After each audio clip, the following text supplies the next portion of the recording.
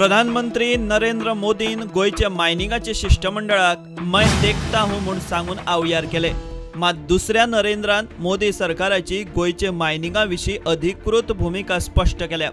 केंद्रीय मायन्स मंत्री नरेंद्र सिंग तोमरान इकॉनॉमिक टाइम्सा कडेन उलयतना सांगले ते अशें, 2 वर्सां भितर सोपतातील लिजां एक्टिव्ह करूंक कायदो दुरुस्ती हाडचे ना। 2020 वर्सा देशभरातली 300 लिजां सोपतात, धोरणा प्रमाण तांची पावणी। केंद्र सरकार गोयचे मायनिंग प्रकरणात हस्तक्षेप करचो ना।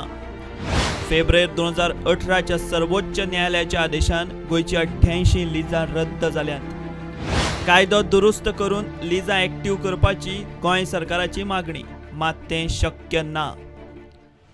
गोयच्या मायनिंगाचेर तोमरान आनीक फुडें वचून मोदी सरकाराची भूमिका स्पष्ट केली ती अशी, कोर्टाच्या आदेशानूच गोयची ही मायनिंग परिस्थिती उप्रासल्या।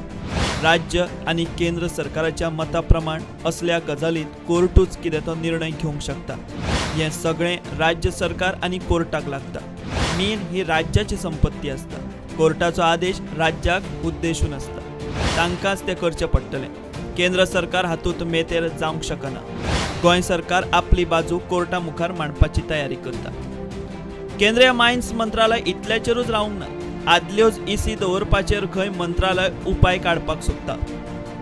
2020 मेरेन जी लिजां काबार जाता त्योच खणी पावणे घेवपाचें खण मंत्रालयान थारायला।